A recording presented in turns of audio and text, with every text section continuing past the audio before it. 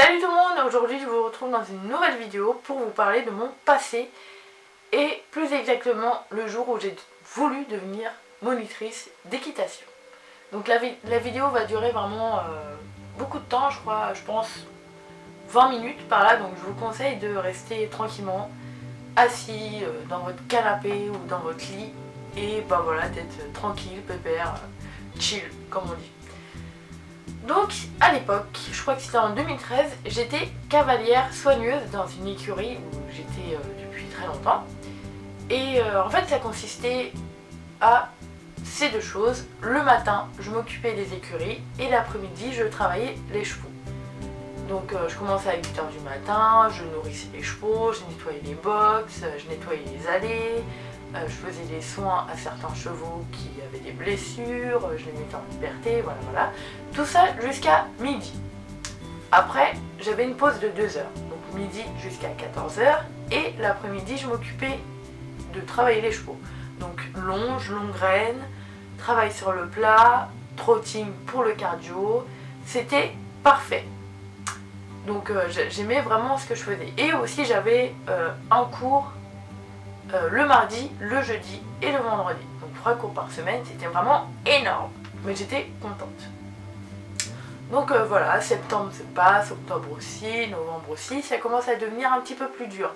Parce que avec la météo, avec le temps qui se rafraîchit, j'étais vraiment fatiguée. Et je commençais à empiéter sur ma pause. Donc en fait je prenais 30 minutes pour manger et après je longeais les chevaux parce que je voulais vraiment faire tout correctement, les soins et le travail, et je voulais vraiment rien négliger. Donc j'empiétais vraiment sur ma pause et j'enchaînais les chevaux, les poneys, vraiment je faisais le max, mais j'aimais ça, j'étais vraiment dans mon élément avec les chevaux et à vraiment tout faire. Je progresse aussi à cheval. Et voilà, tout se passe bien quoi. Je vois pas le truc se passer. Donc je continue, j'étais contente, je faisais des petits concours des fois. Et tout s'enchaînait merveilleusement bien pour l'instant. Après on est en janvier, février.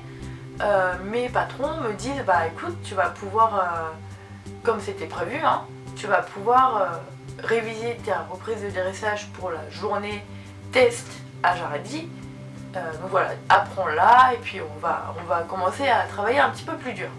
Je dis ok, je commence à télécharger la reprise, je regarde tous les points qu'il faut faire, je me dis ça va jamais le faire, c'est vraiment très dur.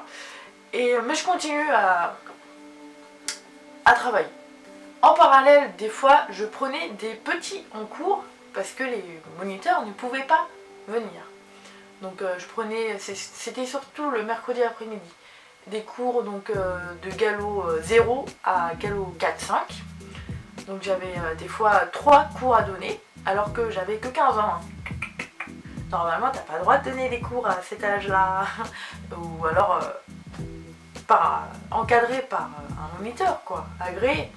Et non, moi je les emmenais dehors, en extérieur, des petits donc de 5-6 ans, dehors, tout va bien, je les accompagnais, on sait jamais, il peut se passer quelque chose, soit moi je perds le contrôle des poneys qui sont derrière moi, ou soit je sais pas, il y a quelqu'un qui fait un malaise, ou un petit, ou vraiment il peut tout se passer, mais bon, tout se passe bien, heureusement.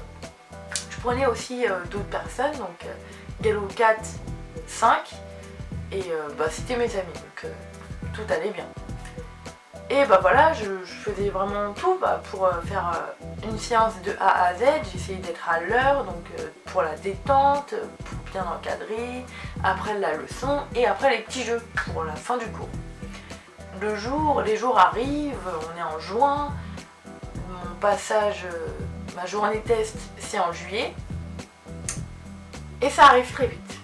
Une semaine avant ma journée test, la monitrice qui devait m'accompagner m'appelle, me dit bon écoute Meg, je suis désolée, je vais pas pouvoir venir avec toi à ta journée test parce que j'ai un déménagement prévu. What? Un déménagement? Moi dans ma tête je me dis ok. Mais je lui réponds ok d'accord, ok. ok, bah, c'est pas grave. Mais dans ma tête, c'est la tempête. Pourquoi? Parce que c'était prévu depuis 3 mois au moins qu'elle devait venir avec moi. Et là, elle me dit un déménagement. Mais un déménagement, ça se prévoit des mois à l'avance. Je sais pas, ça se prévoit même 1 mois à l'avance. Bon, peut-être pas des mois, mais 1 mois à l'avance au moins. Et là, tu me dis, juste une semaine avant mon test, je comptais sur elle pour m'accompagner. Et finalement, elle n'est pas venue. Donc du coup, le cours que j'ai fait après, j'étais une cavalière, hein, j'étais pas la monitrice. Et j'étais pas dedans du tout parce que je me posais des tas de questions. Je me dis, est-ce que c'est une blague ou est-ce que c'est fait exprès ou est-ce qu'elle voulait pas venir avec moi finalement?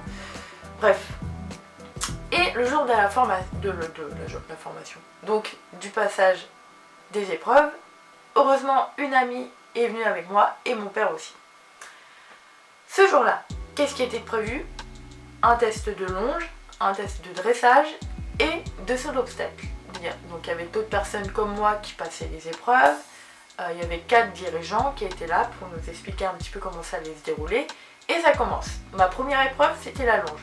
Moi je savais qu'il fallait que je reste plantée sur la longe, alors que pas du tout moi je fais ça. Moi j'ai l'habitude de prendre toute la carrière pour longer un cheval, de vraiment marcher avec lui pour l'accompagner dans son effort. Et là je savais, j'étais mise au courant qu'il fallait que je reste à ma place. Donc je fais des transitions, pas trop, arrêt, je fais des changements de main, j'essaye d'être le plus carré possible, enfin on va dire ça comme ça, j'essaye de faire le même travail aux 2 mains, et la fin d'épreuve au bout de 10 minutes. Donc je me dis ok, bon, je pense que j'étais pas mal, tout ça, et vient l'épreuve d'obstacle. Donc là ça commençait à monter d'un cran. J'avais un cheval, et c'était une jument, et en fait, quand je suis montée dessus, j'ai vu qu'elle boitait. Donc je m'avance vers le jury, je leur ai dit, écoutez, elle est boiteuse. C'est pas grave, on va faire le test quand même. Ok. J'étais pas rassurée du tout. C'était un parcours, je crois, de 10 obstacles. Donc ça commençait de 80 ou 90 cm et ça montait à 1,20 m. Donc je commence à trotter, à galoper, je fais son petit... sa petite détente, et je vois que ça commence à aller un petit peu mieux, mais bon, je la sens quand même penchante. Je saute un obstacle et là je sens le coup de dos passer. Je dis ok, avant d'envoyer du lourd, va falloir s'accrocher. Je commence le premier, un petit coup de dos. Après le deuxième, troisième, quatrième, ça va. Après elle m'embarque. Vas-y, elle m'embarque, tranquille, mais comme sur des roulettes. Moi j'essaye de la reprendre un petit peu, de faire voir que j'arrive à la contrôler. J'essaye de faire passer ça. Et tout se passe bien finalement. Le 10e obstacle commence bien, et j'atterris, et tout va bien. On a fait juste une petite touchette sur le 6e ou le 7e, je crois, je me rappelle plus trop. Mais ils m'ont dit ok, c'est bon, tu peux rentrer à ton box. Je descends et là, elle me marche sur le pied. Mais vraiment. En plus, elle n'était pas légère, elle était vraiment balèze quoi. Et du coup, j'ai très mal, j'ai très mal. Et je crois que ça a duré longtemps, je crois qu'elle m'avait pété un truc, parce que même 2-3 ans après, je le sens encore. Je sens qu'il ne faut pas appuyer trop fort sur mon pied. Et ensuite, l'épreuve de dressage. Donc là, je me rappelle du nom de mon cheval, il s'appelait Top. Et il était vraiment très mignon, très attachant. Et c'est l'épreuve que je redoutais le plus. Parce qu'il y avait quoi? Il y avait déplacement de hanche, il y avait session, il y avait reculé. Il y avait vraiment contre-galop aussi, même sur la piste. Et c'était vraiment une reprise assez chargée. Elle a duré au moins 6 minutes, je crois. Et je sens que j'étais pas dedans du tout. Le cheval, il avançait pas. J'aurais dû mettre mes éperons, mais moi, je le sais à la fin. Il fallait que je les mette. Et mais bon, on se débrouille quand même un petit peu. On fait le minimum. Et à la fin, il me dit, mais pourquoi t'as pas mis des éperons? Je sais pas. Je savais pas quoi dire, j'étais un petit peu dégoûtée, mais voilà, on a réussi. Et à la fin, on se regroupe tous dans une salle. Voilà, ils nous disent, vous devez faire un petit texte de 15 lignes minimum pour nous expliquer pourquoi vous voulez devenir moniteur d'équitation. Moi j'écris, mais j'étais vraiment pas dedans, j'étais dans un autre monde. J'attendais juste une chose, les résultats. Et bim, 2 minutes après, ils nous disent, bon, on a les résultats. Alors, il commence à dire les noms de ceux qui ont réussi. Moi j'attends, j'avais peur, je me suis dit sérieux, je veux pas avoir réussi. En plus il disait, des fois il disait bah voilà vous devez repasser ces épreuves et tout. Et moi, voilà. Alors Meg, 3 épreuves réussies. Donc voilà, j'étais vraiment au point, j'étais vraiment au bout, ouais, j'étais fière de moi et j'ai pleuré. J'ai pleuré ma race. Voilà, j'ai vraiment... Voilà, j'étais soulagée quoi, j'étais fière de moi. Bim! Il y en a qui croyaient pas en moi. Bah, moi je l'ai fait, moi j'ai mes petits tests et tout. J'étais vraiment très heureuse. Et en plus c'est des tests qui sont garantis à vie. Et ça c'est le plus cool. Et donc voilà, je suis contente. Après on a un petit entretien, je dis bah oui, j'ai des écuries qui peuvent me recevoir. Donc j'étais heureuse. On va au McDo, je mets un petit post sur Facebook, il y en a plein qui me disent félicitations, félicitations. Le lendemain c'était mon jour de repos, mais j'ai quand même dû aller aux écuries pour m'entretenir avec l'équipe monitrice, donc avec les 2 patrons et il y avait 2 moniteurs, sachant qu'il y en avait une qui était en formation à Jardy. Ok. Et là je vois que le temps a tourné, que l'ambiance n'est pas du tout la même. Je vois des visages fermés, je me dis oulala, qu'est-ce qui se passe, qu'est-ce qu'ils vont me dire là. Et voilà, le patron me dit écoute Meg, t'as été trop vite. Comment ça trop vite? Et ben en fait t'as passé tes épreuves trop vite, nous on pourra pas te prendre l'année prochaine et on pense que tu n'es pas encore prête pour devenir monitrice. Donc moi pour moi c'est la douche froide, mais vraiment, elle est gelée, elle est glacée, pire que l'Antarctique. Et je comprends pas en fait parce que toute l'année j'ai donné des cours, je vous ai fait plein de choses, enfin j'ai vraiment tout donné quoi et je leur dis donc je comprenais pas. Et ils me disent bah en plus on pourra pas te prendre parce qu'il y a encore un qui est en formation et voilà. Et ils me disent bah écoute on pourra te trouver une autre écurie, on en connaît d'autres, tout ça. Et je sens qu'ils essayent de me le faire à l'envers. Et moi je commence à comprendre que je me suis fait entuber, voilà, toute l'année.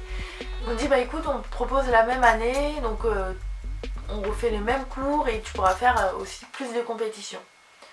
Donc ils me disent bah il faudra que tu nous dises ta réponse, sur comment on va s'organiser, tout ça. Je dis oui, je vais réfléchir, je vais vous le dire. Moi je l'ai dit à mes parents quand je suis rentrée. Et ils m'ont dit bah écoute, ils te l'ont fait à l'envers, faut que tu partes. Donc moi je commence à tout comprendre et je dis ok, bah je vais leur faire attendre, je vais leur faire poireauter la réponse et ils le sauront que très tard. Les semaines passent, ils me disent bon écoute, alors qu'est-ce que tu as décidé? Bah, je dis je sais pas, je sais pas encore ce que je vais faire. Il y en a un qui me dit bah écoute c'est le jeu, c'est le jeu. Qu'est-ce qui est le jeu? Ils sont vraiment, ils devenaient vraiment très hargneux avec moi. Et j'aimais pas ça. Et un jour, c'était en stage, c'était les semaines de stage pour les cavaliers. Il y a ma patronne qui s'avance vers moi et qui me dit bah écoute, tu vas devoir prendre le stage mardi après-midi parce que un tel n'est pas là pour prendre les cours. Je dis non. Mais vraiment, j'avais ma pelle dans la main. J'étais en train de faire les écuries. J'avais ma pelle dans la main et je commençais à trembler. Je me dis je vais peut-être t'assommer un petit coup toi pour te remettre les idées en place. Et je dis bah non, je vais pas laisser mon équipier tout seul. Je vais pas prendre le coup. Et là elle commence à s'énerver, elle commence à dire mais alors là t'es pas du tout dans le monde des bisounours. Nous on t'a fait plein de trucs cette année, on a été gentils avec toi. Et toi c'est comme ça que tu nous remercies? Je l'ai laissé parler pendant 10 minutes. Elle me gueulait littéralement dessus. Et moi je tremblais de plus en plus fort. Là j'avais qu'une envie, c'était vraiment de l'assommer avec ma pelle. Après je suis partie pour jeter mes crottins dans la fosse et j'ai chialé. J'ai éclaté en sanglots. Vraiment je me suis jamais sentie comme ça, aussi énervée. Après je repasse, je retourne vers les écuries et là je la recroise, elle me dit bon écoute tu sais quoi? Et bah tu vas pas prendre les cavaliers en cours, c'est moi qui vais les prendre. Toi tu vas aller aux écuries là où tu mérites d'être et tu dois faire ton boulot. En fait, je me dis, ah ok, en fait elle me prend vraiment pour de la merde. Mais vous m'avez dit il y a un mois même pas que j'étais pas prête pour donner les cours, alors pourquoi vous voulez que je prenne le stage? Non mais arrête, wow! Et donc du coup je les ai fait poireauter et je commençais à enlever mes affaires petit à petit, des casiers, tout ça, et on s'est quitté. on s'est quitté. J'ai jamais eu aucun remerciement pour toutes ces années où j'ai fait plusieurs concessions et ils ont brisé mes rêves quoi. Ils ont vraiment brisé tout ce que j'avais de plus cher au monde. J'ai dû quitter les chevaux, les poneys, j'ai dû quitter des personnes que j'aimais juste... Je sais pas, non, mais vraiment j'étais dégoûtée, mais vraiment très dégoûtée. Donc moi en parallèle, qu'est-ce que je faisais? J'essayais de chercher des écuries à côté, mais j'en avais pas trouvé. Donc du coup, quand je suis partie, les écuries, j'avais plus rien. Voilà, j'étais vraiment dans un tel état de dépression, je vous jure les gens, que je savais pas si j'allais pouvoir continuer à monter à cheval. Parce que c'est ce qui s'est passé en fait, hein. J'ai tout quitté. Vraiment, j'étais brisée, j'avais plus rien, j'étais vide. J'ai dû quitter vraiment tout ce que j'aimais au monde à cause d'eux. Donc vraiment, si jamais vous avez des rêves dans la vie, faites tout pour tout réussir. Moi, j'avais mon entrée en formation qui a été validée, mais par contre, les écuries me l'ont fait à l'envers. J'aurais dû rebondir, j'aurais dû essayer de faire autre chose, mais je savais plus quoi faire. Donc voilà, la vidéo est maintenant terminée, elle a duré pas mal de temps. Ça m'a fait plaisir de vous partager ça avec vous. Il y a encore d'autres anecdotes que je pourrais vous dire, mais bon, je vais pas tout vous dire parce que sinon la vidéo durait au moins 2 heures. Donc voilà, dites-moi si vous voulez que je fasse une suite ou un complément en commentaire. Moi en tout cas, voilà, j'ai dit tout ce qui m'est passé par la tête. J'ai sûrement oublié plein d'autres trucs, hein, mais bon, voilà. La vidéo est maintenant terminée. J'espère qu'elle vous aura plu. Moi en tout cas, je vais pas répéter ce que je viens de dire. Hein. Voilà. Je vous souhaite une très bonne journée, une très bonne soirée. Et n'oubliez pas de faire tout pour décrocher vos rêves, décrocher les étoiles. Allez jusqu'au bout. Ne perdez jamais, jamais espoir. Faites tout pour y arriver. Quoi qu'il se passe, c'est tout ce que je vous souhaite, de réussir vos rêves, d'aller jusqu'au bout. Voilà. Je suis un petit peu perdue à la fin de cette vidéo, je suis désolée. Mais c'était vraiment très important pour moi de vous dire ça. Voilà. À bientôt dans une nouvelle vidéo. Salut!